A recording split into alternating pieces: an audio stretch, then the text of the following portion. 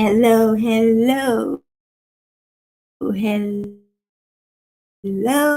everyone. Welcome to my channel, uh, Brainstorm TV1 presents. Just thought I'd come on here today.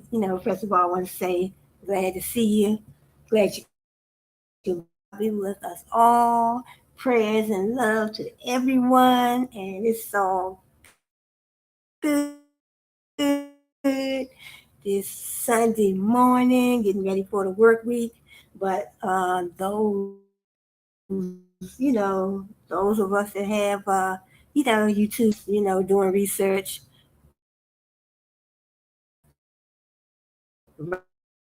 writing, brainstorming.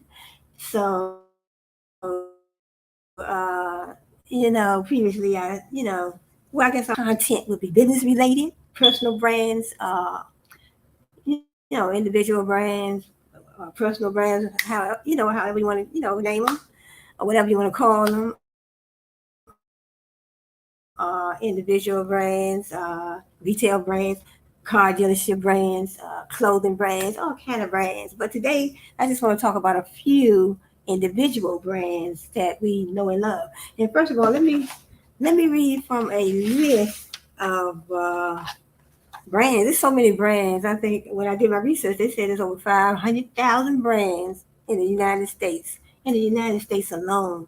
And then, we have other countries,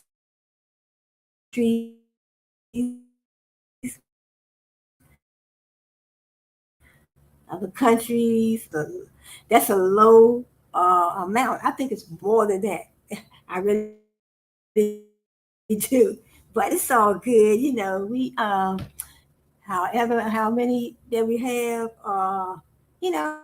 we have some that we love, we love more than others, some that we use more often than others, but it's all good. Ain't nothing wrong with learning about new brands. So I do have a list.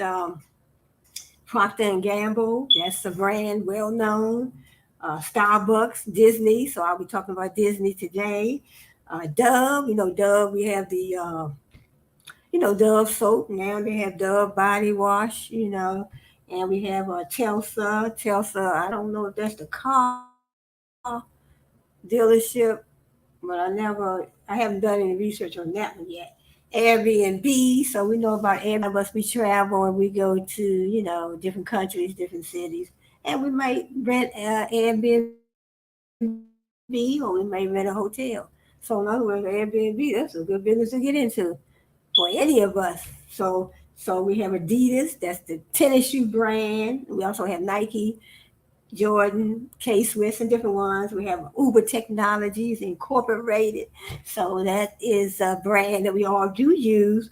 So Uber Technologies Incorporated, so in other words, if you're going, even when you're going out of town, you can use Uber. Because I know my son, when he travels, uh, he uses Uber. Uber takes them to the hotel. From the hotel, Uber may take them around town when you're traveling, and also within the city or the state or the country that you live in. We all are using Uber. We all are using Uber Technologies Incorporated, and then there's another company called Lyft, Uber and Lyft. Yes, a few years back. We also have PepsiCo. We have PepsiCo Incorporated, and also we have Coca-Cola brand. I think those are two different. I think they are two different brands, if I'm not sure, not mistaken. But then we also have McDonald's. That's a fast food restaurant. Like we have McDonald's and Wendy's over here, Church's Chicken and Popeyes, where you get your French fries, hamburgers, fish sandwiches, salads. But some people tell you, oh, it's not good to eat fast food very often. But I like to do a lot of home cooking as well. Fresh greens and broccoli, cabbage, and a lot of home. Your rices, your macaroni and cheese or whatever you want. To put in the mix with your with your meal. Something healthy, of course. salmon, fish, things of that nature. So did I say McDonald's and Wendy's and Church's Chicken and Popeyes. So those are fast food chains, fast food brands. So your brand is your company is your brand. Yeah, it's all good though. Yes, these some beautiful brands though. I love these brands. Then we have M&M. So the M&M is like a candy brand. So why not start your own brand? I was talking about that on one of my videos about opening up it would be a good idea for me to open up, a store, a brand that just sells all candy, a brand that just sells all flowers. Like I said, whatever niche you want to get into, find out about the niche before you jump into that business. But it's all good. Yes. So let's go with we have the Reese's brand. That's a candy brand. Kleenex, your Kleenex. So Kleenex when you're using, wipe your hands. You have a cold and you need them for your nose. Duracell brand. That's a brand. Lay's potato chips, another brand. And then we also have other brands of chips. Other brands, what's that? Lay's. Yeah, baked Lay's. I usually like to purchase the baked Lay's. Barbecue baked Lay's. That's my favorite. Then we have WD-40. That's the oil for your car. Then they have different ones. So if you're over here in the United States, you can purchase uh, oil for your car. WD-40 from Walmart. What's it? Walmart, probably Kmart, probably Target too. Walmart, Kmart, Target. So you can purchase those. Those WD-40 oils from those brands. Well, there may be other brands that you can, and I think you can also purchase those. I think they do have them in our grocery brands, like what's that the Giant Food brand. I think they sell it in there too. Giant Food brand. We have Safeway. Safeway is a uh, grocery brand as well. Safeway, Giant. Go in and get your groceries. Anything you want, fresh vegetables and fruit, and your meats and your salmons and your chicken, your milk, your juice, your plenty of water. I usually like to purchase the water with the electrolytes and what's it what's that electrolytes uh alkaline and electrolytes. I used to like to purchase that. I usually like to purchase that type of water, so it tastes pretty good. So then we also have McCormick, Quaker. So Quaker. They usually sell. I don't know what else they sell, but I know they do sell oatmeal, probably oatmeal cookies. I know they sell an oatmeal that you cook. You boil your water, put your little margarine in there, salt and pepper, whatever flavoring you want to use, and then just put your little oatmeal in there. And then they also probably, I think they also have the instant oatmeal as well. So just reading off a few. I got a whole. There's about 100 of them I probably put down on this paper. We have a Chipotle brand, Hershey brand, Energizer brand, Lysol brand. So if you're cleaning, you're cleaning your house or you're cleaning surfaces in your house, your table. I mean, whatever you want to use it for, you can wipe your car down, get you a rag, put some Lysol on the rag, clean your car, clean the dashboard of your car, clean your house, whatever you want to clean, your house, your apartment. We also had a Pillsbury brand. Because the Pillsbury brand, you get your Pillsbury, the Pillsbury Doughboy on the commercial. You can get your little biscuits and all that from that brand. So I mean, they sell those, and our grocery brands over here. We provide the Pillsbury biscuits, and then we also have Hefty. Hefty is like that's a brand where they sell, they market trash bags. We all need trash bags for our home, for our apartment. Snickers, that's a candy brand. So Snickers, is a chocolate candy bar with peanuts and peanuts in them, and you can find them at probably all the and then even the retail brands sell different candy brands right in their brand. So in other words, the grocery brands, they sell little Snickers bars, and I don't know what all they have in their product line. But when I get down to some of these, I do research. When I do my research on these particular brands, I know exactly what they have in their product line. So, but it's all good, and I definitely want to find out. And this is so exciting. I love these brands, and a lot of times you don't know what consists of a whole, the whole product line, unless you do your research. You're in a store, you just see a couple of things from that brand, particular brand offer. But sometimes they offer so many other things in their product line that you may not even know about. So I intend to do my research on, a few of them at a time. But it's all good. Yeah. So happy Sunday, everybody. Wishing you all the best. Hope you hit that like button on the way in, hit that like button on the way out. So it's all good. Whichever one you want to do first. All right, so we have then we have the Windex. That's the solution that helps you clean your your car windshield, your house windows, whatever you want to clean. So Windex. Then we have Elmer's, right? Elmer's glue, Clorox. We have the Kit Kat. That's a candy brand, chocolate candy brand, and I don't know what else they have in their brand. But only thing I know is the Kit Kat, the little chocolate bars. See, I won't know until I do my research because I only know them by the little Kit Kat chocolate bars that they sell. But I'll find out more. But it's all good. I'm gonna find out about all these brands. Doritos. So you want to buy some Doritos. Step into the store, get you a bag of Doritos. When you get your potato chips. The same, probably the same location. Then we had the Hershey's Kisses, Hanes brand. Hanes, they sell the underwear. I think they sell underwear for men and women. So, and I don't know about children. I guess they do probably have a children's line as well, but Hanes, so they're pretty popular. Then we have the Sony brand. Sony has all they have in their brand. I have to do my research, but I know they do have the Sony. They do have the Sony TVs. Found out. Then we had the Ritz and the Jif brand. Your peanut butter. So that's a good brand, well-known brand. Fisher Price. We have Mr. Clean. Cleaning products for your home, your apartment. We have Samsung. That's like a brand. They have the Samsung TVs as well, but I have to find out what else they have in their brand. Then we have Oreo. That's like a cookie brand.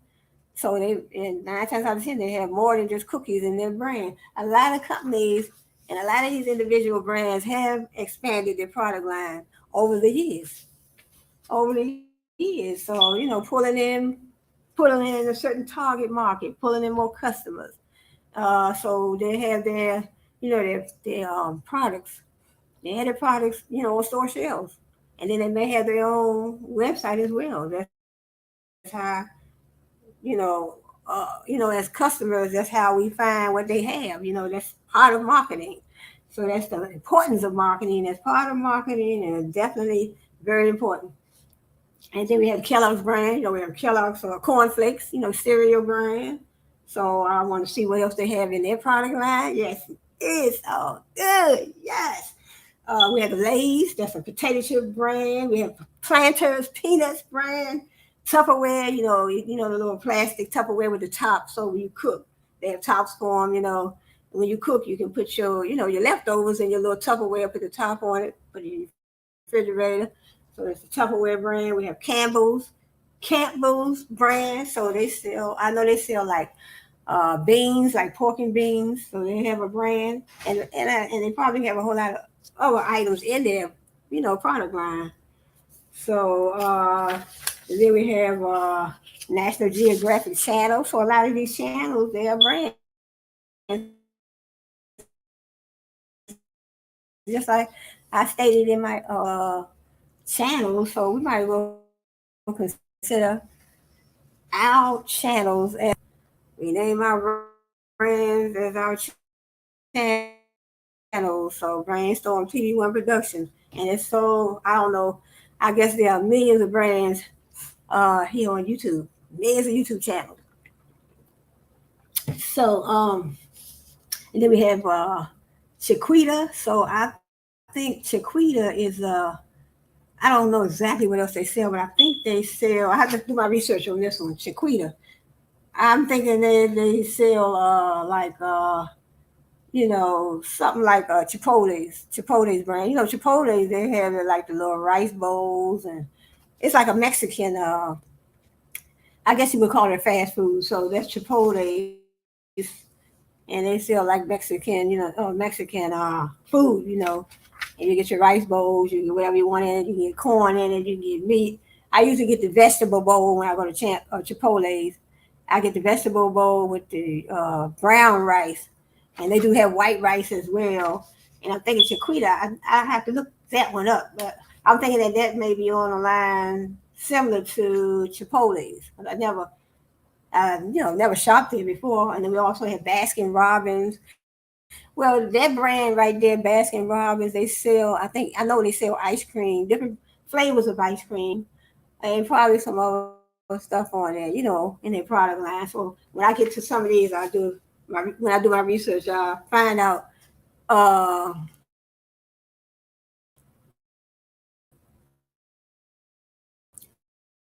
some other items that they offer in their product. Chips, that's a brand. Baked Lay's, Lay's potato chips, that's a brand. We have Betty Crocker. We have Betty Crocker. That's like a food brand. So Betty Crocker, I think they sell like, thinking they sell like pancake mix and some things like that. But I have to once I do my research, I find out what they have in their product line. Cause a lot of these brands, I definitely have shopped at. Sometimes when you shop, you don't look at the brand, you're just looking at the item that you're purchasing. And so, you're looking for a box of pancake mix, you might just look at the big pancake and the syrup on the front of the box, but you might not look at the brand that is usually up top left hand corner of the box. So you looking we don't a lot of sometimes people, me anyway, sometimes I don't pay attention to the brand, the label and the logo, at on the box. A lot of times I just look at what I'm looking for. Like I'm looking for pancake mix. I'm looking for syrup. A lot of times I know. And then Aunt Your Mama for the syrup. That's a brand. So then we have, syrup for your pancakes. You want syrup for your pancakes. We also have Tostitos, Twix. Twix is a candy brand, and they may, definitely have other things in their product line. I'll find out later in my research. We have Ruffles, so they do market and sell potato chips, Ruffles potato chips, Vaseline, Vaseline, you have for your skin. So that's a good brand. That's a well-known brand. They definitely have built a strong, dependable, reliable, memorable brand. A lot of these brands on this list that I'm reading are strong, dependable, memorable, trustworthy brands that have definitely been around for I don't know 20, 30 years, maybe more than that, maybe longer than that. Then we have Lowe's. So Lowe's, they do have a storefront where you get, Lowe's brand, you buy your paint and a whole lot of other stuff. I've never been in Lowe's before, but they do have a website. So they do make marketing. They do make marketing to their customer. I guess I would say very, very easy. They have their storefront. They have a Lowe's website, Lowe's.com, so you can go order your paint brushes. You know, I don't know if they sell carpet or not, but I know what's the name? Home Depot. Home Depot. They are a well-known brand as well. Now they do sell carpet and paint and everything. You can buy doors over there, kitchen sinks, bathroom sinks, anything you need for your home. That's why they call it Home Depot. And then they have another brand we have over here in the United States called Office Depot. So Office Depot, you can go, things, even if you have a home office like me, I have my office set up at home, all the equipment that I need. For Office Depot, they sell, things that you need like your, let's see, Office Depot, they would sell, software.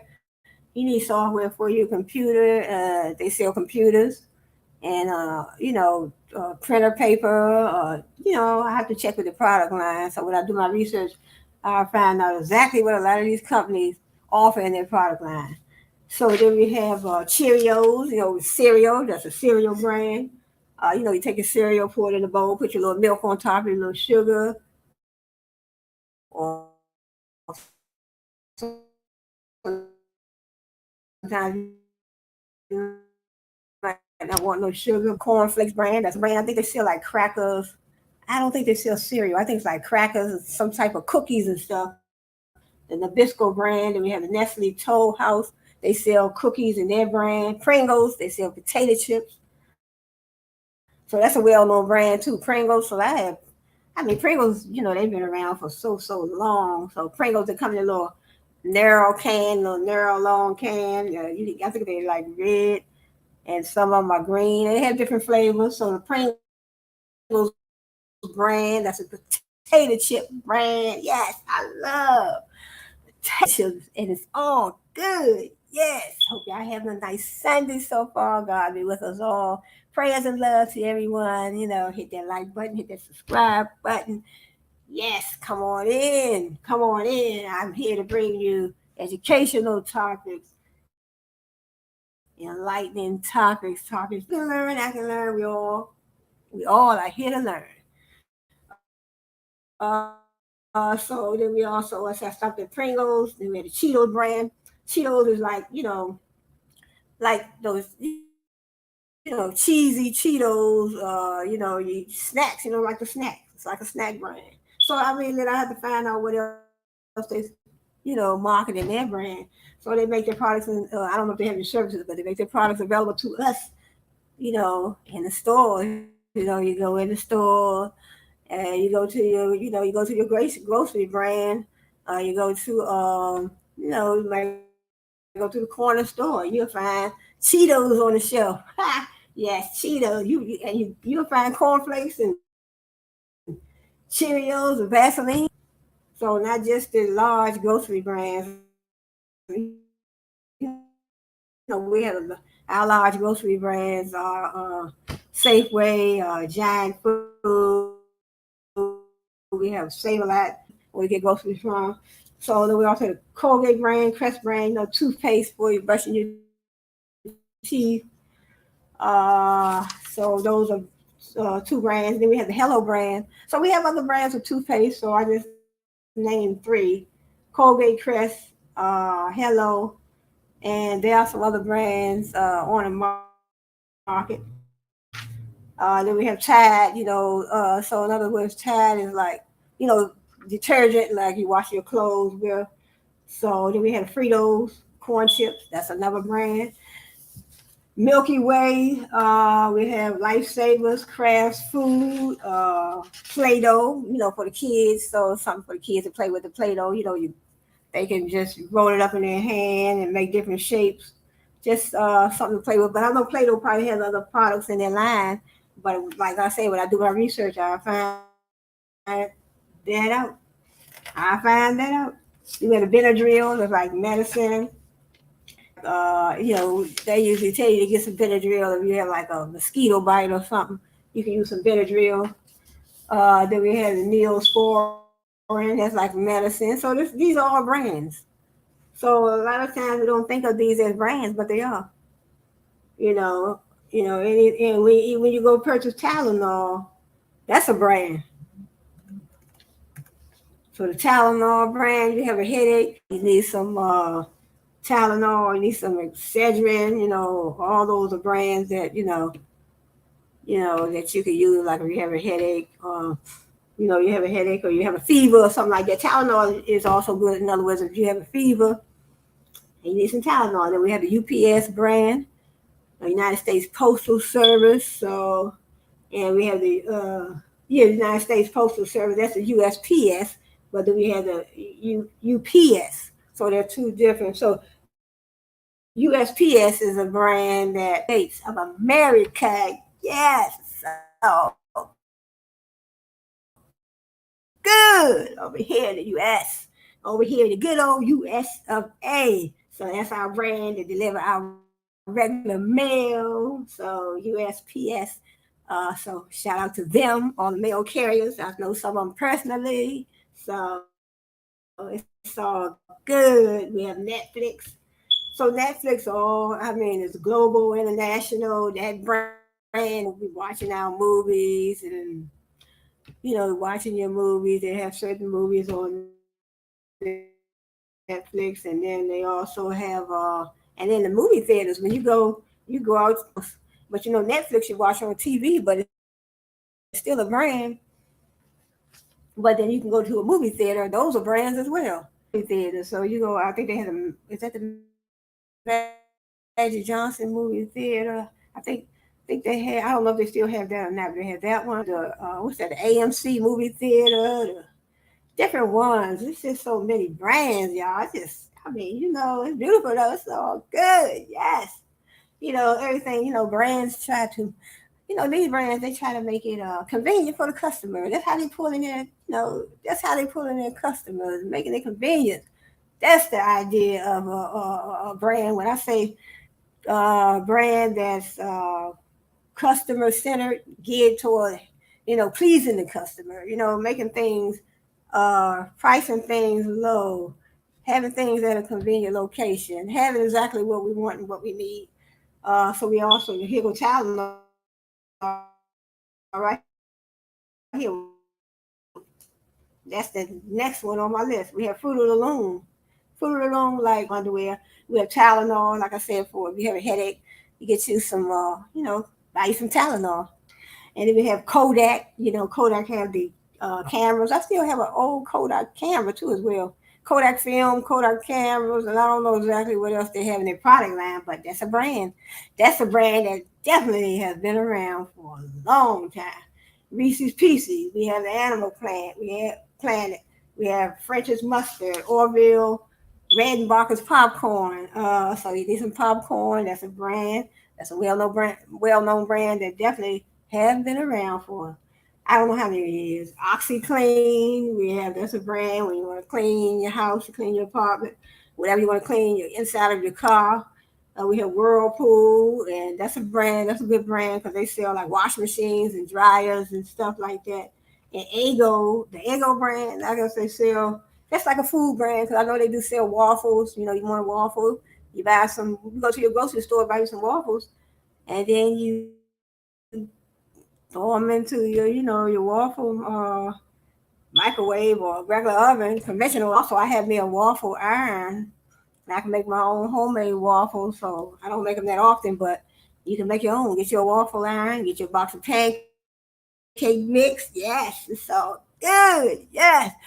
And get that pancake mix, throw in some blueberries and put that mix, put it in the mix. Then make your whatever fruit you want to put in your pancake mix, stir it up in your pancake mix in your bowl, put your little eggs in there and a little bit of milk, stir it up in a bowl, throw it in your waffle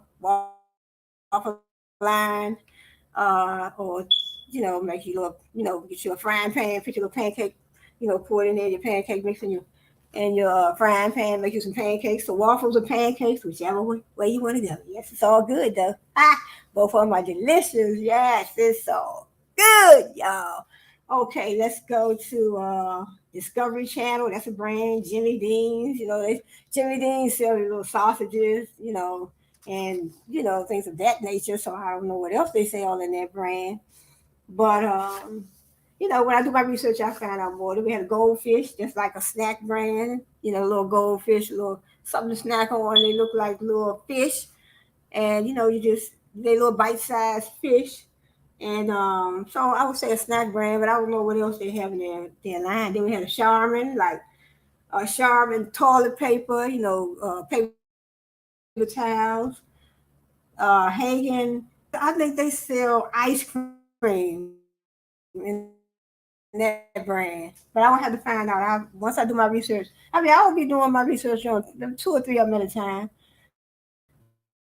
And so I want to find out exactly what they have in their product line. I just want to know. I'm just curious. It's so good. I'm just curious. But just trying to bring educational content, enlightening content to my channel. See me again. We have the Febreze. The Febreze is like an air freshener. You spray your little Febreze, and that smells so good. Spray it around your house, your apartment. Spray it. I have used it in my car. spray it in your car, make it, you're cleaning your car, you're wiping it down, and then you're cleaning your dashboards and all that. Then you take a little Febreze, and that seals the deal. Yes, it seals the deal. Then we had a Tootsie Pop, Bose, Bose. So I think they sell like speakers and stuff when you're dealing with the music. So I don't know what else they have in their product line. Then we also have Werther's Original. That's like a candy brand. Werther's Original, Nestle Crunch. So Nestle Crunch, that's like they do have candy bars in their product line. So let me see what else. Oh, so many on this list. I'm not gonna name all of them. Well, let me go down the list real quick. We have Life is Good, LG. In other words, your cell phone. That's a brand. We have York Peppermint Patty, Honey Nut Cheerios. So cereal brand. Wendy's, that's a fast food brand over here in the United States of America. Wendy's, you get your French fries, your plain broiled hamburgers, whatever drink you want, whatever flavor you want. Canon, that's a brand. Like the printers. Like if you have a computer, then you get you a printer. You can get a Canon printer. You can get an IBM printer. HP, Hewlett Packard, that's a brand. You can get a Hewlett Packard computer and printer. So then we have Hot Ketchup, that's a brand. FedEx, so we know about FedEx. Hot Wheels, Hostess Cupcake, Frosted Flakes, Hidden Valley Ranch, Gillette, Perel, Heinz Mustard, Krispy Kreme. All these are brands well known. Home Depot, I talked about that brand. Advil, that's a medicine brand. So you have a headache, you have a fever, you might want to take an Advil. Sargento, General Mills, Universal Studios, Hewlett Packard, the HP brand, Coleman brand, KFC, Kentucky Fried Chicken. That's over here in the United States. They sell it fast food like chicken, French fries, coleslaw, stuff like that. We had a Visa, and also we had Visa.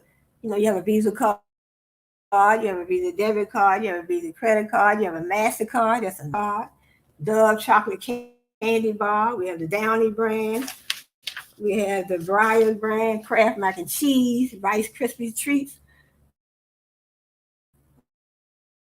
PBS, that's like a television network. So that in other words, we have PBS, we have so many other ones, NBC and CBS. Those are all brands as well. News networks. News networks. That's how we get our news over here in the United States. So we have Channel 5, Channel 5, Channel 4, Channel 7, Channel 9. We have Cheez It, the Cheez It brand, Barnes and Noble. That's they sell their books. You need to watch some books. Part of their marketing strategy is they do have a website, Barnes and Noble. .com, or you can also go to the store. They have various easy to find locations, Barnes and Noble. In other words, and then also if you write a book yourself, you can get your book on Barnes and Noble, on their website. So you can get your book, find out how you can do that. So Barnes and Noble. Also Amazon. You write that's another brand. So we order everything from Amazon. Amazon, Walmart, and Amazon.com. We have various store locations. And then we have Goodyear. You need some tires for your vehicle, Hallmark. You need some cards. And also they produce movies. So it's just so many other things that a lot of these brands have in their product line. Like I said, a lot of them have expanded their product line over the years. They don't just sell one. I mean, you expand. You running a business, marketing and advertising and promoting and your product line later on down the line, because you might find other people and other customers. I guess I would say it that way. That may want, they may not want that one thing that you have. So if you offer a variety in your product line, then you can reach more customers. You reach more. Oh, good. Yes. You can reach more reach more people. Then we have, I said Hallmark. We have Bounce. So we know Bounce. I guess that's a TV network as well. Windows. So Windows. I think this is the one they're talking about, like the software. Like Microsoft Windows. So Microsoft Windows. Well, I guess I would say Microsoft is the brand. Bill Gates. So Windows, software. So that's a brand. Get your paint brushes and all that. Nintendo. So we know about Nintendo. Butterfinger, Black and Decker, Panasonic, BizQuick, General Electric, PayPal. That's a brand. Ben and Jerry's, Costco, Or Ida, Kellogg's Rice Krispie Treats, Milky Way Bar. We have Glade. Let's see what else we have. We have Nesquik. We have John Deere. I don't know. I never heard of that brand. Dollar Tree. That's a brand. So Dollar Tree is like a store. You go and get your little low cost items. Dollar Tree. But you can get some notebook paper, Borex for your kids, little T-shirts and stuff. Dollar Tree, like a dollar store. Toyota. That's a brand. So all the car dealership brands. We have BMW, Toyota, Cadillac. Uh, just so many different car dealership brands. I can't even name them all. And they sell trucks and cars and different things. You have to check their product line. And all of them have the websites: Toyota.com, BMW.com, Cadillac.com, Hyundai.com, Hyundai.com. You check them out. CarMax, and you check out the Carfax. They give you that's a brand too. So they give you the rundown on these vehicles and let you know if they've been in accidents or different things about a particular vehicle. So Carfax.com and also CarMax, where you can purchase vehicles. Get a good deal. CarMax.com. That's a brand. Then we have the Android. The cell phone brand. So we have Android. We have Apple brand. Apple brand, and we also have T-Mobile. So those are brands, and they deal with the cell phones, and they also deal with T-Mobile deals with, like, you can get your internet service for your home, because that's who I'm under. T-Mobile.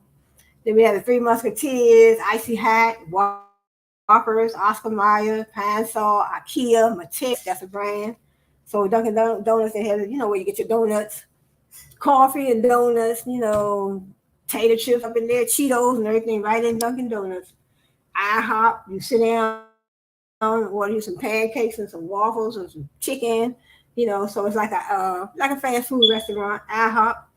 Then we have Basel. I never heard of them. Milk Duds, that's a brand. Johnson & Johnson. Where you get your powder and different baby products and different products for the family. For things for your skin. Baby lotion and stuff like that. Chex brand. We have the Subway.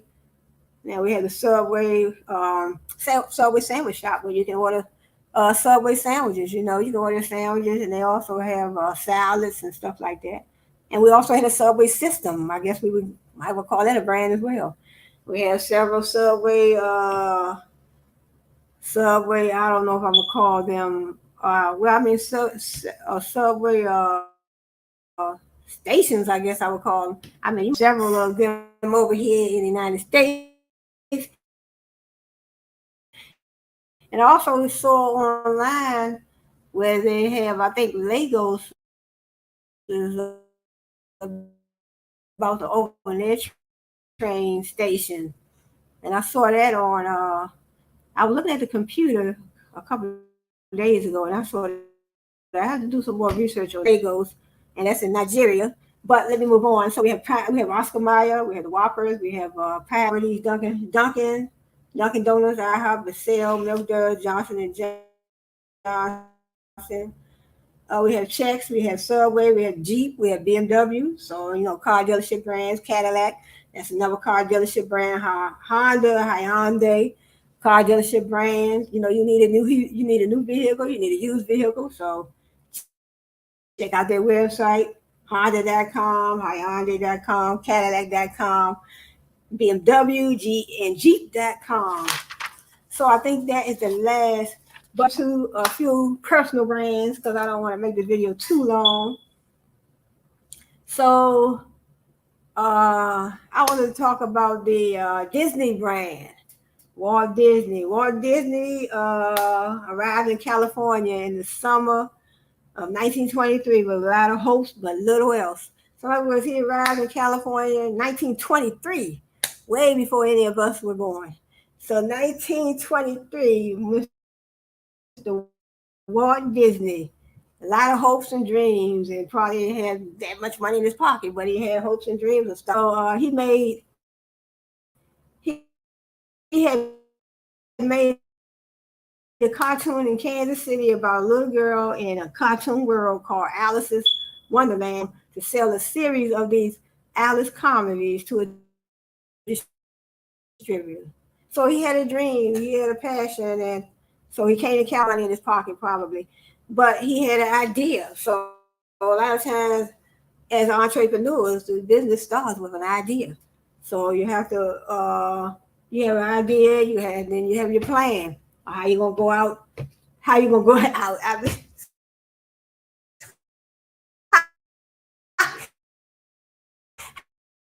How you gonna go implementing that plan related to that idea?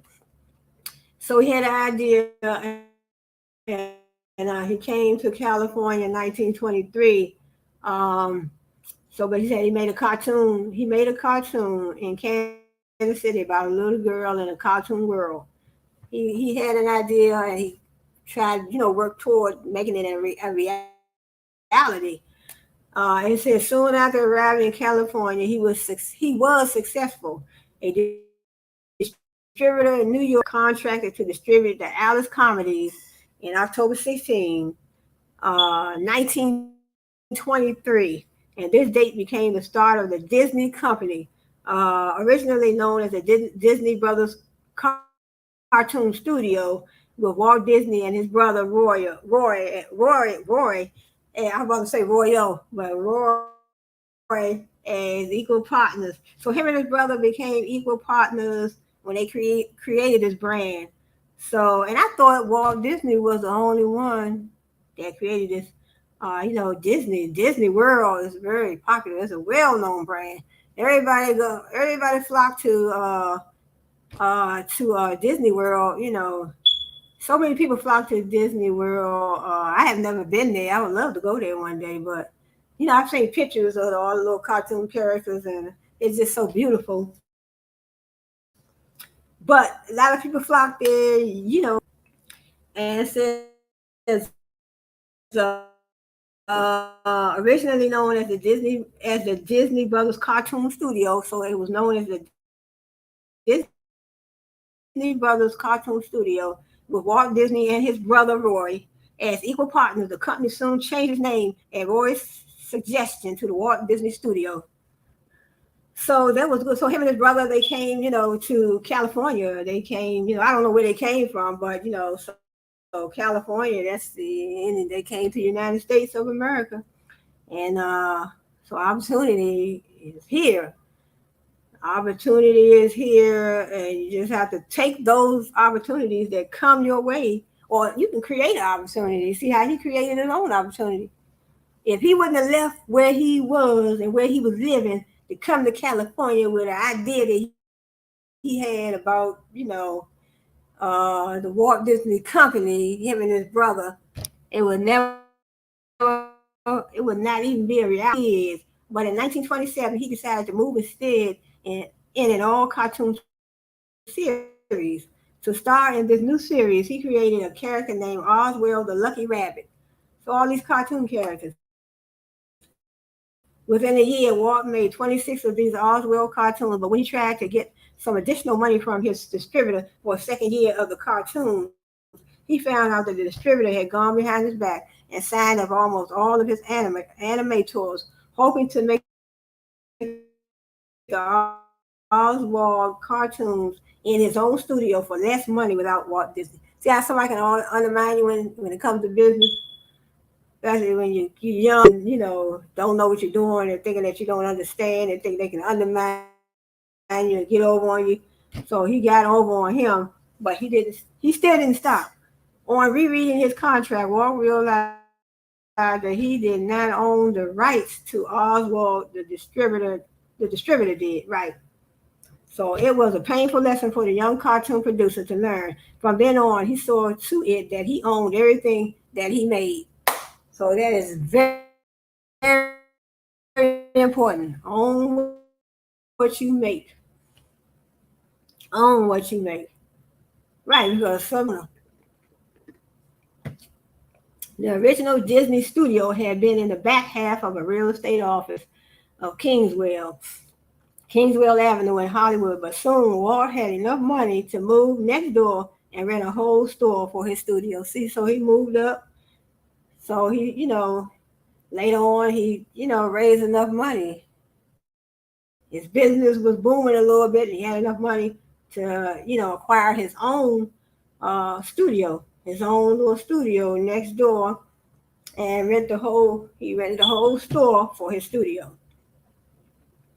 That small studio was sufficient for a couple of years, but the company eventually outgrew it, and Walt had to look elsewhere. He found an ideal piece of property on Hyperion, built a studio, and in 1926 moved his staff to the new facility.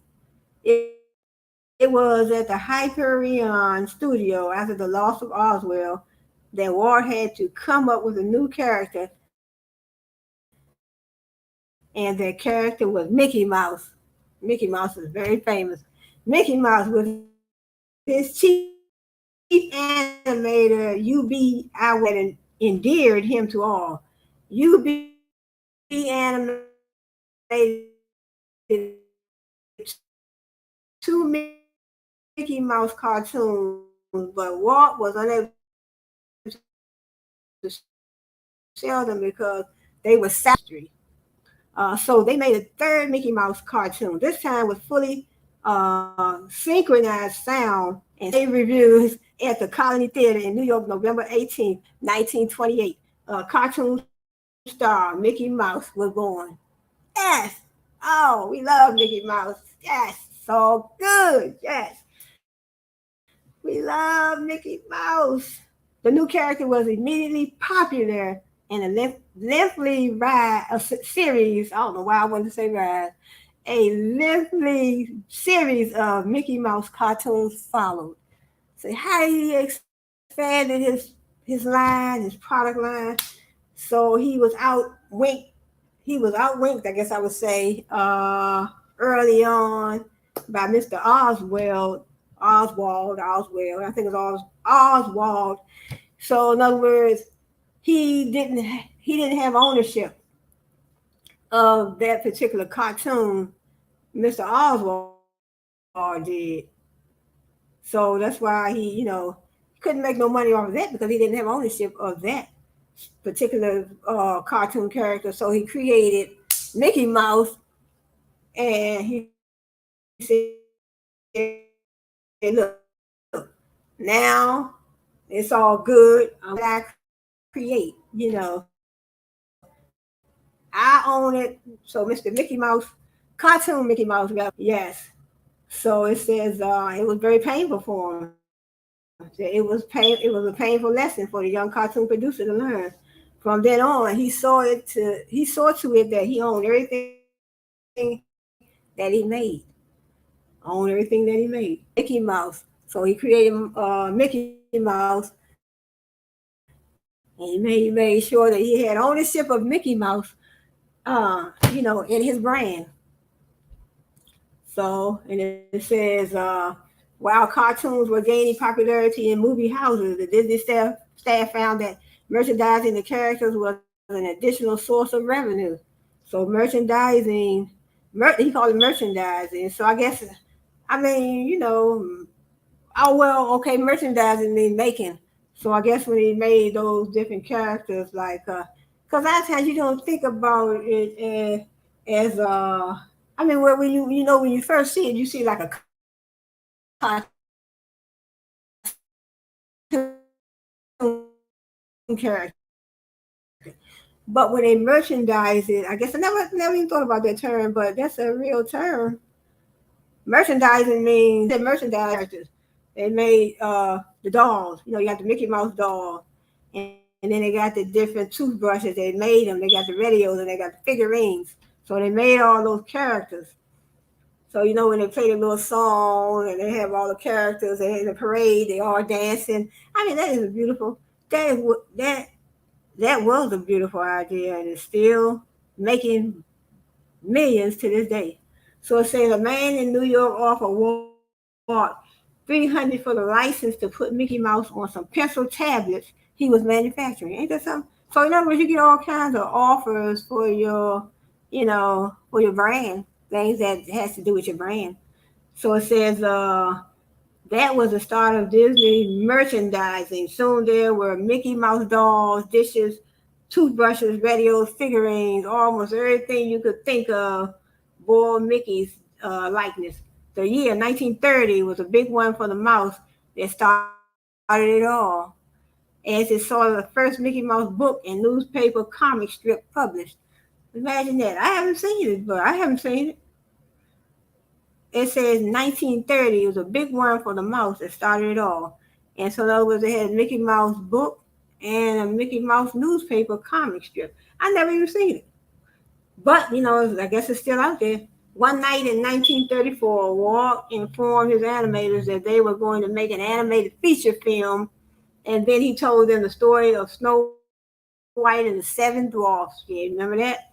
There were some skeptics in the group, but before long, everyone had caught Walt's enthusiasm, and work began December 21st, 1937.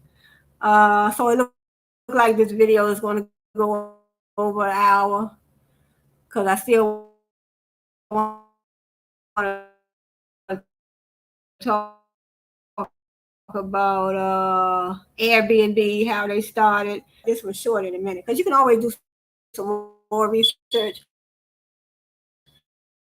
What has to do with how he started his brand, his long-standing brand, long-standing. Because I know my cousin, her and her family, they went. I think they went. Well, they went last year and they went this year too. Again, they just went. I think a couple weeks ago. So they went to Disney World last year. Took all the kids, and because they showed me the videos, and then they went this year too. They just went a couple weeks ago. It says, okay, it took 3 years, but the landmark film debuted on December 21st, 1937, and became a spectacular hit. Snow White soon became the highest grossing film of all time. Snow White, the highest grossing film of all time. A record it held until it was surpassed by Gone with the Wind. Now Walt Disney Studio had firmer footing, right? Making more money, you got firmer footing on the ground. You can do more things as far as investing in this and investing in that. It depends on where his heart wanted to go. The short cartoons paid the bills. But Walt knew that future profits could come from feature films. Work immediately began on other feature products, but just as so, this is in the 30s, 1930s. So work immediately began on other featured projects, but just as things were looking rosy, along came World War II. The next two features, Pinocchio and Fantasia, were released in 1940. They were technical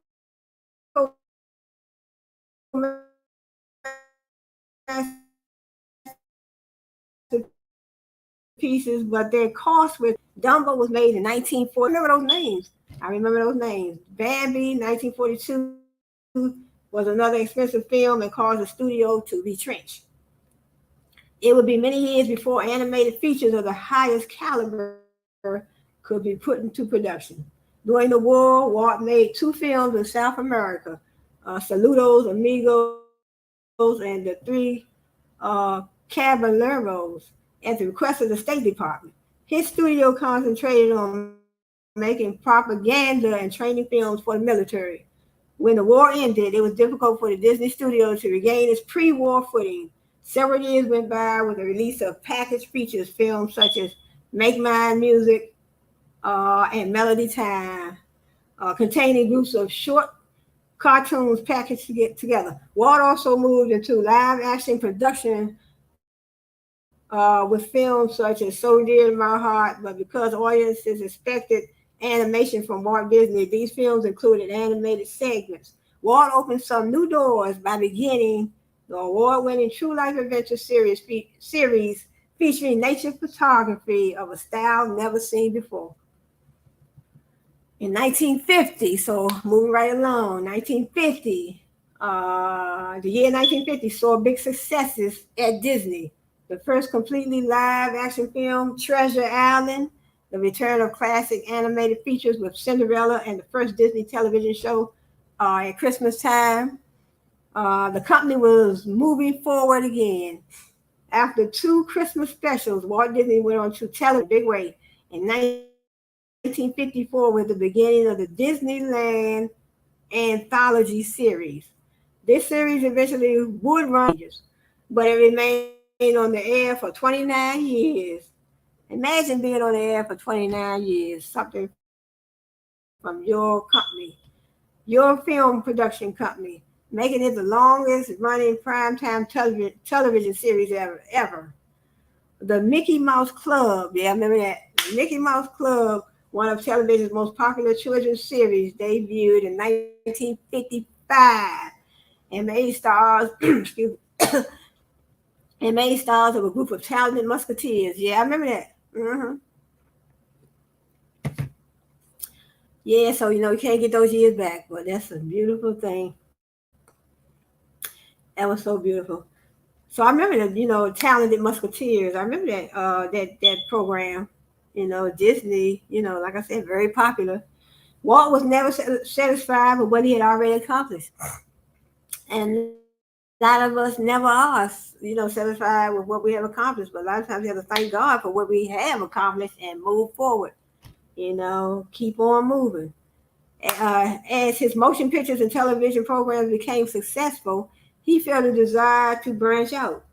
One area that intrigued him was amusement parks. Here we go, Disneyland, Disney World. As a father, I said he was in. See, one area that intrigued him was amusement parks. So in other words, he started out with film and movies and cartoons. The Talented Musketeers. The Mickey Mouse Club and all that. So then I guess it came up as he moved further along. He was intrigued by these amusement parks. See, one area that intrigued him was amusement parks. As a father, he had taken his two young daughters to zoos, carnivals, and other entertainment enterprises. But he always ended up sitting on a bench as they rode merry-go-round and had all the fun. So he sat on the bench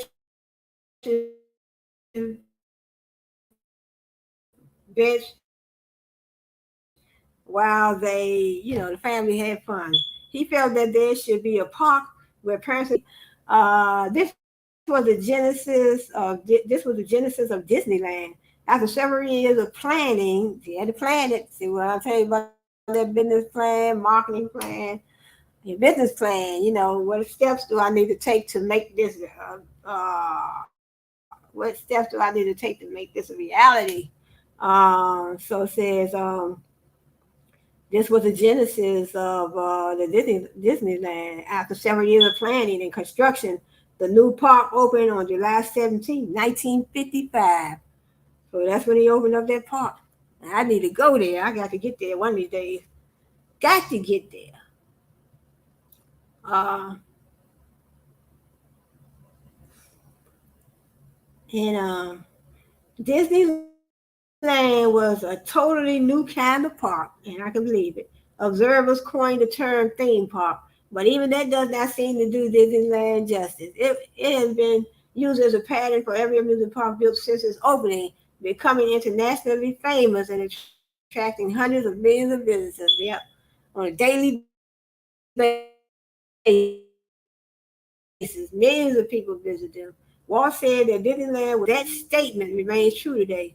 New attractions are added regularly, and Disneyland is even more popular now than it was in 1955 when it opened. So they opened Disneyland. He opened Disneyland he opened Disneyland, Mr. Walt Disney, and his brother.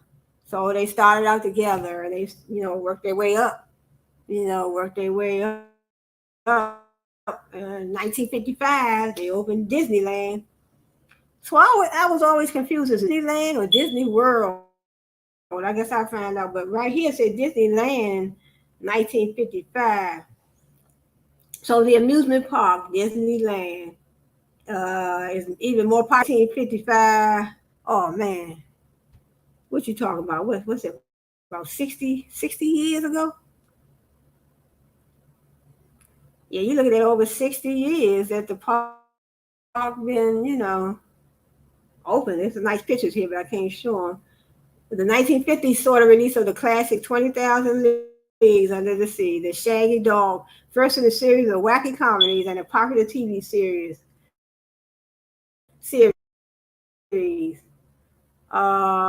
Bizarro. In the 1960s came audio animatronics technology pioneered with Walt Disney's Enchanted Tiki Room at Disneyland, and then 4 shows at the 1964 New York World's Fair and Mary Poppins, perhaps a culmination of all Walt Disney had learned during his long movie making career. So in other words, he started out making movies and long movie making career, cartoon characters, Mickey Mouse and the Musketeers. And then he, branched out and expanded to the amusement park because he always had a dream. Started the amusement park. But I'm not going to read too much more of this. It said plans that Walt left behind carried the company for a number of years under the supervision of Roy Disney. So that's his brother. The Jungle Book in 1967, The Aristocats in 1970 showed that the company could still make animated classics. The Love Bug in 1969 was the highest grossing film of the year. He began work on educational films and materials in a big way with the start of an educational subsidiary in 1969. It says after the success of Disneyland, it was only natural for Walt to consider another park on the East Coast. Prior to the company purchased land in Florida. Company purchased land in Florida, and the Walt Disney World project located on some 28,000 acres near Orlando was announced. It opened October 1st, 1971. In Florida, the company had the space it lacked in California. Finally, there was room to create a destination resort unencumbered by the urban sprawl that had grown Kingdom theme park like Disneyland, but also, so that's what I was talking about when I was talking about the Walt Disney World. So in other words, he has a Walt Disney Land and they have a Walt Disney World. So a Walt Disney World must be in Florida. That's what it says. It says in Florida the company had the space it lacked in California. So in California they didn't have as much spaces they do, in their Florida, their Florida brand. So it says, right, finally there was room to create a destination resort unencumbered by the urban sprawl that had grown up around Disneyland. Walt Disney World would include not only a Magic Kingdom, so Walt Disney World is in Florida and Disneyland is in California. Okay, so that's what I wanted to get the understanding of too. So I think this is where I'm gonna stop right here. Finally, there was room to create the destination resort, unencumbered by the urban sprawl that had grown up around Disneyland. Walt Disney World would include not only a Magic Kingdom theme park like Disneyland, also hotels, campgrounds. So that's money right there. Hotels, people travel, that is because you're pulling in that, you're pulling in those customers, first of all, they coming to the park. Then they spending on the hotels when they want somewhere to stay. Then the campgrounds, they're out there having fun. And then golf courses and shopping villages. So when people travel, they want to shop. You're pulling in, a large amount of people you are pulling in on a daily basis. People travel, we all travel. We like to shop. We don't want to stay at the Airbnb or, hotels or that. So that's Walt Disney. So let me, so I'm at 1 hour long. So let me see. Let me go to Airbnb. Let me see how Airbnb started. So in other words, if you want to read a little bit more on Walt Disney, feel free, but it's so good, so nothing wrong with learning about these individual brands, how they started, sometimes you can get some inspiration on how they started, what was their marketing plan, what was their business strategy, what type of money did they start with, did they get a loan, did they save their own money, to start their business, what did they do, I'm curious to know. So, I found that out. But let's see, how did Airbnb get started? How did Airbnb how did Airbnb start? So just start. The idea for Airbnb came about when the founders were struggling to pay rent on their San Francisco apartment and noticed that a large design conference was coming to town, causing all the hotels to be fully booked. So that's so good. Now that's when you think about it like that, then that's a good idea because in other words, you looking at how things are going in your town, in your city, or all over the world, different places, and you say, hey, well, you know, well, they said a conference was coming to town. It was in San Francisco, so that's their state. But when you think about that, you say, well, if all the hotels are booked up, let me, idea, my idea would be, my idea is to have, places where people can rent. They can rent a house to stay. They can rent an apartment. They come from out of town. They need a place to stay. So that's how, you know, let me see what they're saying. Who are they? I want to know who they are. Okay, I read that part. The idea for Airbnb came about when the founders were struggling to pay rent in their San Francisco apartment and noticed that large so in other words, they were struggling. See, a lot of businesses, most businesses start with an idea, then you have to think about a plan for that idea. What steps do you take? So in other words, they were struggling to pay their rent, and they said, "Well, there's a conference coming to San Francisco, and all the hotels are booked. So the idea they came up with was Airbnb. They probably rented out their apartment. That's probably what happened. See, they saw an opportunity to rent out air mattresses in their living room. I knew it had to be something to conference attendees who couldn't find a place to stay. They created a simple website called Air Bed and Breakfast. Oh, it's all good though. It's a plan. It was an idea, and advertised their living room as an air mattress bed and breakfast. They advertised their living room as an air mattress bed and breakfast. They even provided their guests with homemade breakfast in the morning. So in other words, you get up so in other words, they were making money. And that's the start of a business. So they had a plan. They had an idea first of all. Then they had a plan of how they wanted to implement,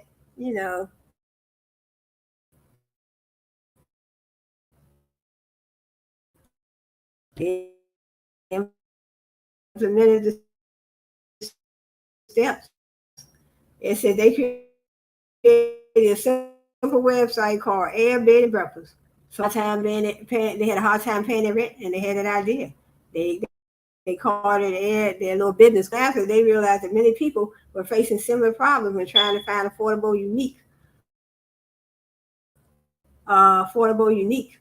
accommodations. They decided to turn the idea into a business and launch Airbnb, a platform that will connect travelers with hosts who have extra spaces to rent.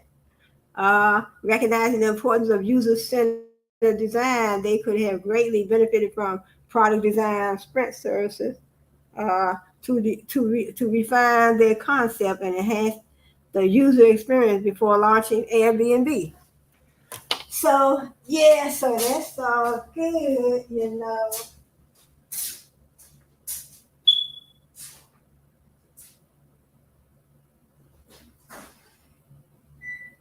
Yeah, so yeah, so it's all good. So Airbnb, so very popular. Yeah. So recognizing the importance, the recognizing the excuse me, the importance of user-centered design, they could have greatly benefited from product design sprint services to refine their concept and enhance the user experience before launching Airbnb, a platform that will connect travelers with hosts who have extra spaces to rent. Initially, the company struggled to gain traction, and the founders had to resort to selling cereal boxes labeled Obama O's and Captain McCain. This is really funny right here. Look, so in other words, the company, was struggling on the ground, trying to get off the ground rather. So the company struggled, and so they were trying to sell those cereals, Obama O's and Captain McCain's during 2008 U.S. presidential election to keep the company afloat. Really? Now, this is the first time I heard of this. However, in 2009, the company received a $20,000 investment from venture capitalist Paul Graham, and that helped them gain momentum. See what I'm saying? You have a good investment, somebody to venture capitalists. As the platform grew in popularity, Airbnb expanded its offerings beyond air mattress, apartments, houses, and unique accommodations such as tree houses and igloos. Today, Airbnb is a global brand with listings in over 220 countries and regions, and the company has transformed the way people travel by providing unique, affordable, and authentic experiences. There we go. So that's Airbnb. Let me move to so if you want to find out more about Airbnb, how they started their brand, you can look them up. Just go online, just like where I'm at. I'm online. I'm on my laptop. But so that's Airbnb. We talked about Walt Disney. Let's move to Uber Technologies. Let's see how Uber started their brand. So Uber started their brand, Uber Technologies Incorporated. So Uber, how did Uber Tech,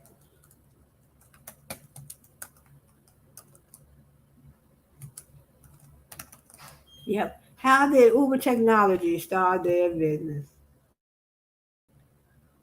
Okay, so we're talking about Travis Kalanick and Garrett Camp, both experienced entrepreneurs. So I did a video on entrepreneurs as well. So these are experienced entrepreneurs. So a lot of times they say the experienced entrepreneurs, they already have certain skills. They have certain marketing skills, business skills, technical skills, certain skills since, they are experienced. So they have, 9 times out of 10, they already have entrepreneur skills. So the entrepreneur is a risk taker in the business, the one that assumes the risk. In other words, you want to be an entrepreneur, you're still going to be a business owner. You assume the risk. You assume the risk of whether you succeed, whether your business is going to succeed or fail. So they saw the potential for a ride-hailing service that would allow users to easily hail a ride from their smartphone. So, smartphones are brands as well. We have, what's that?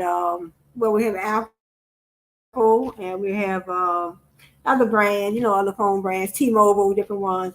They launched Uber in San Francisco in 2010. And the company quickly gained popularity among tech-savvy urban billion, the success of Uber. So let's click on it. So they started in 2010. Uber was founded when they got 2009 here. Uber was founded in 2009 by Travis Kalanick and Garrett Camp, and it quickly became a pioneer in the ride-hailing industry. The company's success can be attributed to several factors, including its innovative business model, user expansion strategy. However, it has also faced numerous challenges, including regulatory hurdles, legal relations crises. And also, Uber's success story began with the realization that there was a market opportunity in the taxi industry. So just imagine we had taxi cabs. You can hail a taxi, and you can call a taxi cab that pick you up at your home. So I don't even think they have that no more. It's like you have to go outside and wave your hand up to try to get a ride. Travis Kalanick and Garrett Camp both experienced entrepreneurs. They were both experienced entrepreneurs. They saw the potential for a ride-hailing service that will allow users to easily hail a ride from their smartphone. Right, you set it up, download the app, Uber and Uber or Lyft or Via. Because I used to work for all three. I used to drive for all three. So you download the app and you set it up on your phone. Uh, yeah, and then you put your debit card or your credit card on there. So when you get ready schedule a ride, you already have your credit card information or your debit card information on there, and they take it out of your funds. Mm. Take it out of the funds in your and on your credit card or your debit card.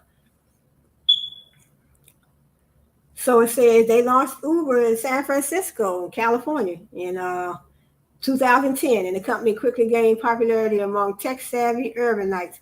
So they started in 2010, and it's 23. So that's what, 13 years? 13 years they've been in business. It says one of the key factors that set Uber apart from traditional taxi services was its innovative business model. Uber drivers were not employees, but independent contractors. Right, I was an independent contractor for Uber and Lyft, LYFT Lyft, which allowed the company to avoid many of the costs associated with running a traditional taxi service. This in turn allowed Uber to offer lower prices than traditional taxi services and attract a larger customer base. Right, the prices are very low. So you can get a ride, and it might even cost you about $5 or $6. It depends on how far you want to go. Because I know I took I think they only paid sometimes like 20-some dollars to go from where they live rather, and to the airport. To an airport, what's that? I think what airport was that? I forgot the name of the airport, but it wasn't that far. But you still have to go a certain amount of miles. But another factor that contributed to Uber's success was its friendly app. The app made it easy for users to hail a ride, track the location of their driver, and pay for their ride all from their smartphone. Right, the app was very, I guess I would say, user friendly. And you have to have your own vehicle though, so you have to have. And what they did, they helped me purchase a brand new vehicle when I was driving for them. So they at that time they went to I applied for the job, and the independent contractor, and then I went, and they said if you don't have a car, when you fill out that when I was filling out the application, they said, do you have a vehicle? I said no, and then they had another question, said, well, we can help you get one. I said, that's all good. I said, yeah. I said, it's on there. Said, if you don't have a vehicle, we can help you get one. So I clicked on that, and then they sent me, I think 2 or 3 days later, they sent me another email and said, look, go to this dealership and you pick out any car you want. I said, what? I said, it's all good. It's all good. Yeah. So I went to the car dealership, and I thought it was a joke. And but long as you didn't have no bankruptcy or no what you call it, bankruptcy or you had halfway decent credit, so you had halfway decent credit when you fill out the application. So I don't know if they still do that now, but I drove for them. I think it's 2016 to 18. I drove for Uber, and then I started driving for Lyft too, and then I started driving for Via like 2019. But 2006 go online, so I don't know if they still do that. Go online, fill out the application, and online, and then they ask you, do you have a car? We can help you get one. So I don't know if they still do that. I don't know, but they partnered with this car dealership, and they said, well, go ahead. They sent me another email 2 or 3 days later and said, look, go to any of these dealerships, that they gave me on the list and pick out any car you want. So I went, and I thought it was a joke, but it was good. I did purchase me a 2016 Toyota Corolla, and then I drove for them for about a couple of years, and then went on to drive for Lyft. But it's all good. It was an opportunity, and I took it. Yes. Perhaps the most significant factor in their growth was this aggressive expansion strategy. The company quickly expanded to new cities. Right. Expand your product line, expand to new areas. So that's how you do business. So they expanded to new cities and countries, new countries, often facing along the way. However, Uber's willingness to take risks and enter new markets allowed it to establish itself as a dominant player in the ride-hailing industry. Yes, indeed. So, I mean, it's all good. Marketing strategy, you know what I'm saying? Marketing strategy and making your products and services available to the customer. So, Uber made their uh, services, ride hailing services available to the customer in a very user friendly way, I guess I would say. Uber's success can also be attributed to its marketing strategy, which played a significant role in creating brand awareness and driving user acquisition. One of Uber's most effective marketing tactics was its referral program, which rewarded users for referring their friends to the platform. So I never referred anybody when I was driving for them. By all, I mean, my family knew I was driving for them. I mean, I had a good time driving, so, you meet a lot of people. I met a lot of people, a lot of nice people. Sometimes some people were not as nice all the time, but, I didn't let it interrupt my job. I still acted professionally, and they say, you could dress professional. You driving for, so I always try to dress nice, make sure my hair was fixed nice. So, I mean, just because it was ride sharing and you're not working for, I mean, they could be considered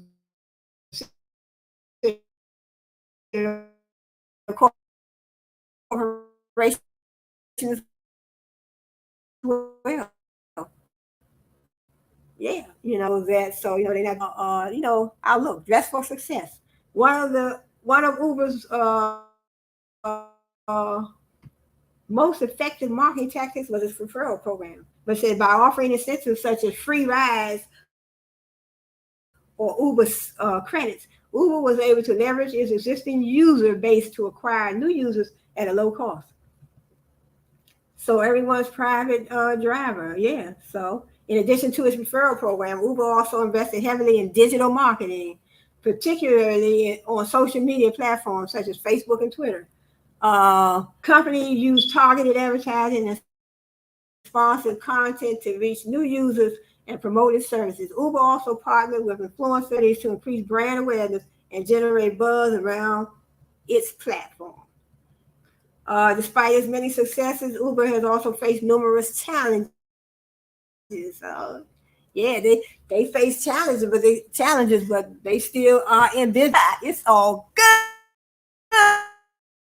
good. Yeah. Including lawsuits related to driver classification, discrimination, and sexual harassment. Uber has also faced significant regulatory hurdles in many cities.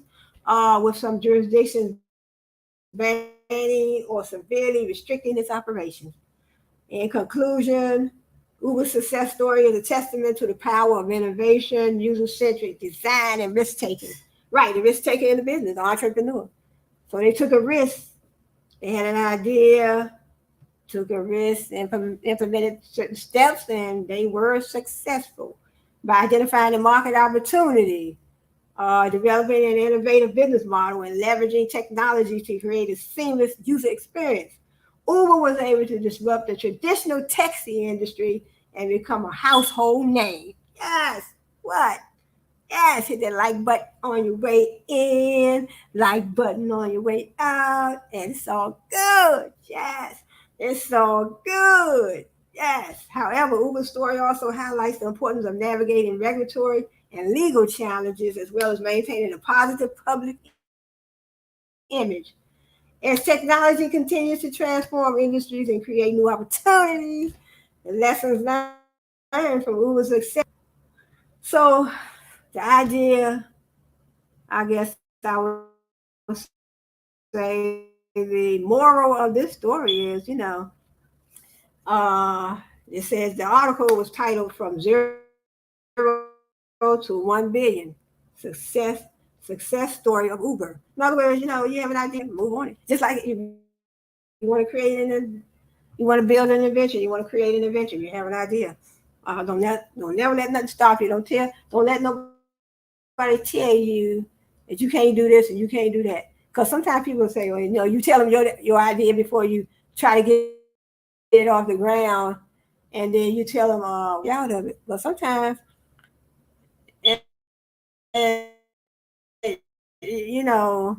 only person we have the answer to is God, the man above.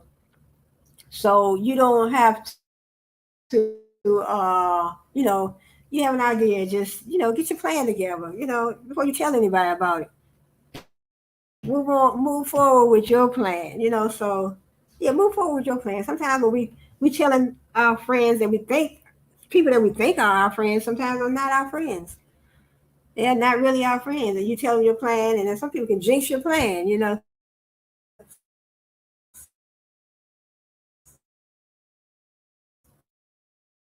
Just steps before you tell anybody. Yeah, yes, indeed. So I was telling my husband that I wanted to go to law school, but I didn't go to law school, but I ended up going to business school, Strayer University. I studied information systems. That was one of my degrees, and then I had another degree, business administration, Strayer University, right over here, United States of America. But at one time, I was thinking about going to law school.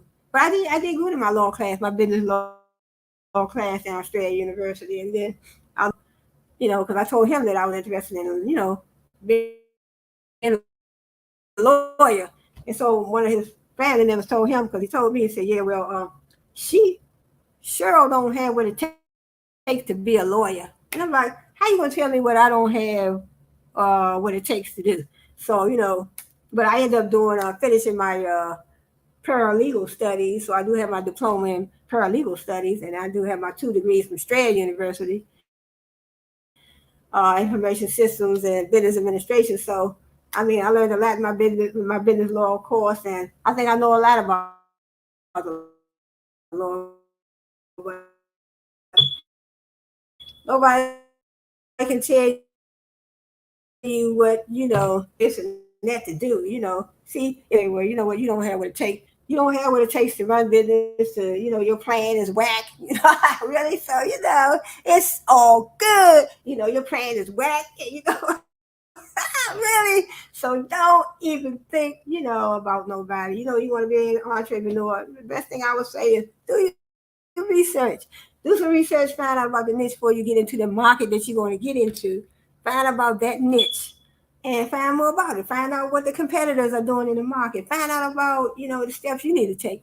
How much money you have to spend to put in your business. In other words, sometimes save some money. Say, you save for college, you save for a new car, you save for a house. Why not save to start a business, save to start a business because you're going to need the proper licenses. You're going to need inventory. You might need to hire a team, but you might not, in the beginning when you start out, depends on how much money you have. You might not have a venture capitalist to invest in your business. You might not have the bank that's willing to work with you. You might, credit union. So you might not have those things. You might not have family members that are willing or actually have the funds to help help you with your business, invest in your business. So you might not have all that. So sometimes you can, if that's a dream of yours, why not save? Say, look, I'm gonna save. I'm gonna get on the job. I'm gonna take whatever job I can. I'm gonna start putting me some money to the side. I'm gonna start putting some money to the side so I can save toward my business. That's what I'm gonna do. So these gentlemen started their business. They hardly had nothing.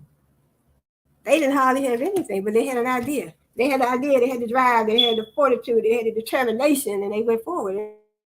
And look, Uber Technologies. That's the Uber brand. They revolutionized the taxi industry. They look that's the idea that that is something that we are before Uber even came along.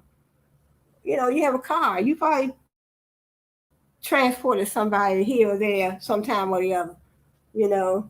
And then you probably caught a taxi cab sometime or the other. I know I've transported people here and there, even family members. They want to go there. I mean, they gave me $2, so I was doing it before Uber even came out. But even though I did work for the company, but it's all good, yes. But hit that like button on the way in, like button on the way out, whichever way you want to carry it. Subscribe to my channel. Come on, give me a chance. Yes, subscribe to my channel. Trying to bring you inspirational, enlightening, uh, learning information. Learning is a never-ending process. So let me go to the last one, and that's Sony. Let's see how Sony started their business. How did Sony start? So how did Sony? Sony is a well-known brand. So Sony, they started, and they probably started with an idea. They started with a business plan. In 1946, it was a radio repair shop in a bombed-out department store, originally known as Tokyo uh, Shuchin Kogyo KK, the Tokyo Telecommunications Engineering Corporation. The company was founded by physicist Maru. It was in a bombed out a radio repair shop in a bombed out. So let's see. It says today Sony Corporation, headquartered in Tokyo, Japan, is one of the leading producers of audio and video electronics. In 1946, it was a radio repair shop in a bombed out department store. So sometimes see how you have to start small, and sometimes if we're running a business and we start small, we don't have this to I guess I would say broaden our business, expand our business. Sometimes we may give up. We may give up, but these gentlemen, they kept it moving. So it was 1946. In other words, it was in a bombed out department store, originally known as Tokyo Sushin Kogyo K. We'll call it KK. The company got its first break in early 1950s when it received a license from Bell Labs to build transistors, while other companies in the U.S. focused on using the transistor for computer and military applications. The Japanese company decided to build something for the mass consumer. I didn't even know they was a Japanese. I didn't know they were a Japanese company. Since they planned on marketing this radio internationally, they also needed an international name. But they changed so I didn't even know they were Japanese. So in other words, they started out Japanese company. That's why they said they called themselves the Tokyo Telecommunications Engineering Corporation. So it was founded by physicist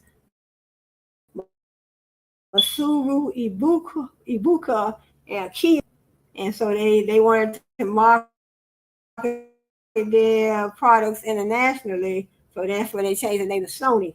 Sony, which was a play on Sonus, the Latin word for sound and the nickname for the hip young men of the day. After the radio, Sony built the world's first transistorized TV and went on to manufacture VCRs, recording equipment, stereos, and computer games. In 1998, Sony had some 173,000 employees and had a net income of over $1.5 billion. So 1998, they were already almost $2 billion in 1998, Sony. Okay, let me see if I can have one. So that's the last one. I'm gonna end this video.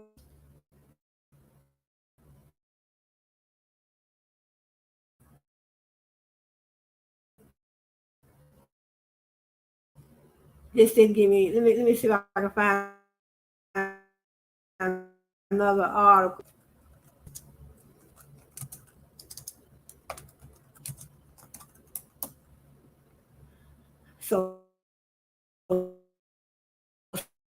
So yeah, they started 1946. It said May 7th, 1946. Nihonbashi, Tokyo. I didn't know they were Japanese, but they said Japan.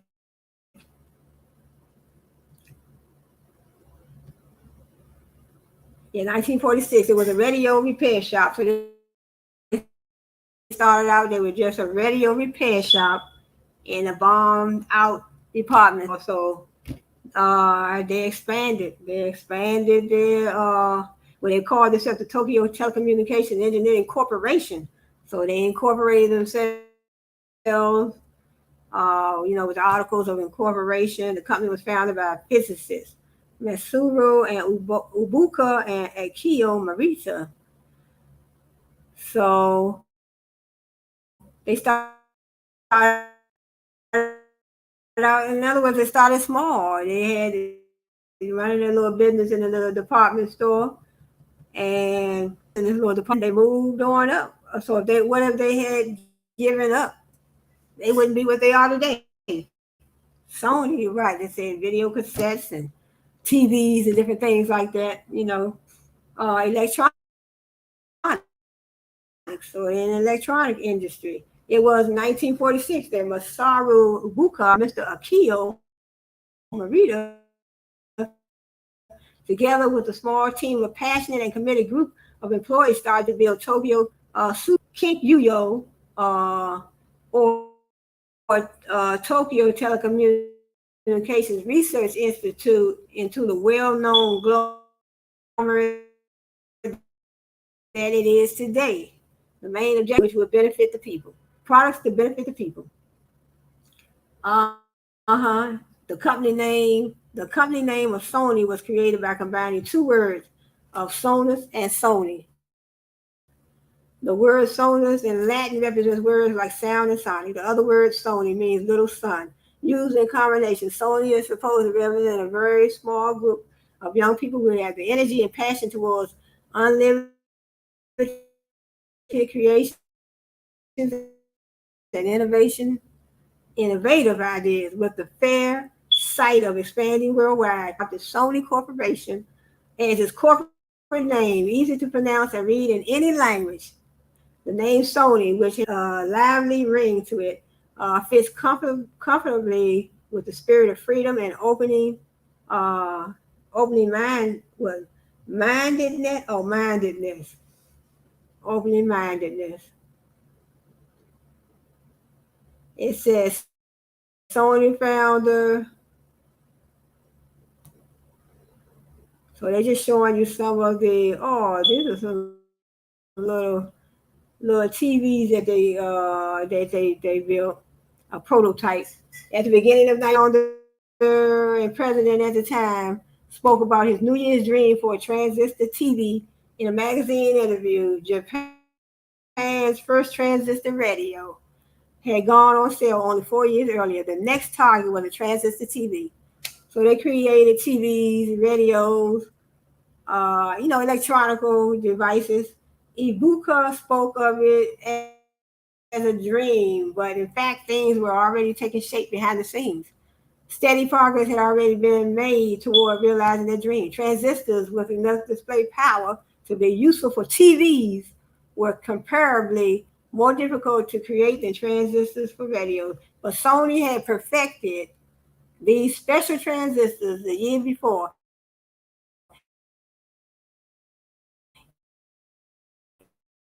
in 1958 underway. So 58 studies were carried out. On December 25th, Ubuka's New Year's dream came true with the announcement of Sony, the world's first direct view TV. When it went on sale May 1960, the TV 8301 8-inch portable transistor TV launched Sony's TV business. So Sony had a widespread TV business. Well, they still have, they're still, in business. As it happened, a group of market researchers representing U.S. TV manufacturers visited Japan when the transistor TV was under development. Ibuka asked them whether they thought small TVs would sell or not. To a man, they said they would fail. See, somebody tell you something will fail, but you give up. Looking back on this later, he said Ibuka, so he was one of the starters of the Sony brand, Ibuka. He said it was common practice in the U.S. to plan new products on the basis of market research. So that's what I said. Find out what are the competitors doing in the market. Find out about the trends in the market. Find out more about the niche. The niche in the market, the niche that you want to get into for you and also, what your competitors are doing. What are your competitors are doing? Can you do something similar but put your swing on things? So market research, trends in the market, what your competitors are doing, and just learn all you can learn about the business industry. So research can help you uncover a whole lot of things, not just about your competitors, about just a lot of other things. But when you do research, sometimes you find out new things. It says it says Ubuka said that it was common practice in the U.S. to plan new products on the basis of market research for the first time by actually putting something on the market. Right. So in other words, he said, but it was also possible to carry out market research for the first time by actually putting something on the market. So when you do your research and you find out this and you find out that, and you say, well, you know what, I'm ready to put this out on the market. I had this TV, I had this radio, market. I want to see how they're gonna like my product. I want to see how they like it. I want to see how they react to it. So I want to see if I need to, it may be a prototype, but it may not. It might be the actual product. But you might need to make changes. But that all comes with the reaction of the market. In other words, you have a product, you put it out on the market, and you say, well, I only created 200 of these, but I want to put them out on the market anyway, or maybe 5,000, something like that. I want to put it out on the market and see how my target market or my customers react. And that lets me know whether or not I need to put more of those out on the market. He said he believes new products always involve market creation too. New products always involve market creation. You have to create a market.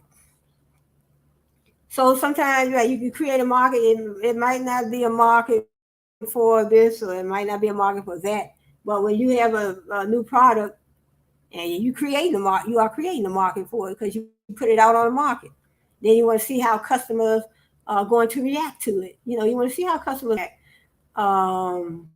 It says he says I'm now firmly convinced that brand new products must always create new markets. brand new products create new markets. So now don't markets. So brand new products always create new markets. So never be scared to say somebody tell you, oh, I don't like, they don't look right. I don't like that. That's not, that's not people are not gonna like that and blah blah. Negative, vibes when it comes to something. But it's so good. You could be a new entrepreneur, but it's so. In other words, he said, I'm now firmly convinced that brand new products must always create new market. Because there might not be nothing on the market like that product that you want to put on the market. So what's wrong with putting something new on the market that something that can help somebody with something that can solve this, something that can solve that. What if you have a new product that can keep you from getting surgery or something like that. You're on your back or your your foot, your leg or anything. But so it's all good. But what if there's a product that you created that can, out on the market, not on the market, but one that you created, and you can say, hey, this product will do this. It will solve this problem. Or they need this in the market. There's nothing like this on the market. I'm a new entrepreneur. I'm an experienced entrepreneur. So I'm creating a new market. Why not? I'm going to create a new market. I'm now firmly convinced that brand new products must always create new markets. So on the strength of that, I'm gonna close out this video. So I talked about Walt Disney, Mr. Walt Disney, and Disney World, Disneyland. So then we have Airbnb, Uber Technologies Incorporated, and Sony. So my next video I'll have certain time. So because I found this intriguing and interesting, enlightening, educational, and so it's all good. But button on the way in, hit the like button on the way out. Whichever way you want to, whichever order you want to subscribe to my channel. Subscribe to my channel. Give me a chance, y'all, please. Oh, but I don't want to beg, but it's all good. Hope y'all having a nice Sunday so far. And so the work week is starting, for a lot of us. But those of us that have our YouTube channels, so the business work day is every day. So you have your channel, do your research, come up with some nice topics. Give your channel a good name, provide some educational, enlightening, inspirational information for our young folks out there today, and for everybody. We all need. We still are learning. No matter how old you are, no matter how young you are, nothing wrong with learning. Nothing wrong with putting out that good content, educational, inspirational, educational, inspirational, enlightening, and help us grow. We want to grow. We don't want to. We don't need information that's not going to benefit us. Education, information, is all education. It's all learning. Create that learning organization. So we talked about that in one of my courses too. Creating a learning organization where all your employees and managers, can learn from each other. When you come to when you're creating a corporation organization, I guess I would say a learning environment. You're building a learning environment, creating rather. You're creating a learning environment. You're creating. You should be creating a learning environment within your organization. We learn from each other. Because when we apply for these jobs and we work for other companies, we bring different employees bring different skills. They bring different skill sets to these organizations. So when you're creating these work teams, also when you create these work teams, they bring different skills to these teams. Somebody may know accounting more than others. Someone may have technology skills. Somebody may have more business skills. Somebody may have skills and knowledge. Somebody may have management. Definitely need somebody with some management expertise and management skills management knowledge. So when we're in these organizations, we're working for this company or that company, you know, different people. We bring different skills, different knowledge, different skills, different way of doing things. Cultural differences. So different cultures. We do create the cultural environment that we are in. We're created by people together. You're creating a cultural environment. So, in other words, say for instance, you're working for a company, but you have different cultures. So you're creating a cultural environment that need to blend together. So you have to learn how to get along. So I know one of my courses we talked about. I think it was ethics, my business ethics course. So we talked about how different. If you're working for a company and there's different cultures within a company working together. Sometimes they can't get along. Sometimes you can't get along with your own culture when you're working in a company. You're working in a company, sometimes you can't get along with your own culture, sometimes other cultures, but sometimes you never know. Sometimes you can get along with other cultures, but then you can have ethics training.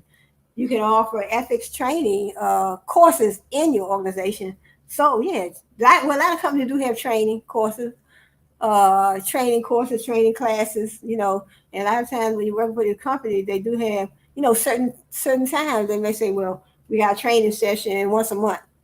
A lot of companies do have something like that. They say, well, we're offering you have to. It's mandatory. It's mandatory that you attend training course. It's going to be an ethics training course once a month, or it might be another training course, training class, however they say it. But it's all good. Yes. So, but I'm gonna end this video on that note because I'll be talking. If I go into all the stuff I learned down Strayer University and all my courses, it's gonna take more than one video. So I mean, so that's why I'm notice in my YouTube channel. I also have another channel called Everything Shirley, but I'll be changing stuff in there too that I also learned down Strayer University. My accounting knowledge, yes. So I did take accounting, so I do have some accounting tutorials.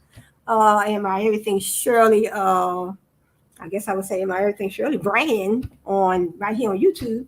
So, but it's all good. So it feels good. Education is power. Power is knowledge. So your brand is your company is your brand. So learn all you can learn. Be inspired. Be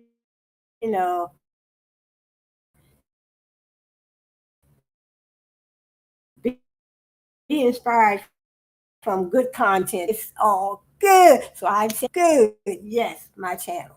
So I'm going to end this video right now because I'm at almost 2 hours, 1 hour and 53. But it's all good.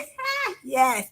So I got me some cold water in my throat. Excuse me. So like this video on the way out, y'all, and I hope to see you on my next video. Sometimes you have to make your own music because you can't come on here with, singing. I mean, well, you can sing somebody else's, but I'm saying, you don't want to play music, but sing, sing your little self, sing yourself. So I say it's all good.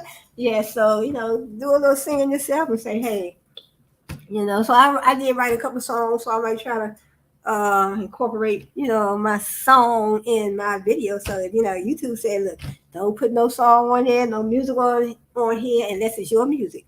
But so it's all good. Yes, it's all good. But thanks for joining me. Hope to see you in my next video. So subscribe to my channel, subscribe to my on my next video, and it's all good. Yes.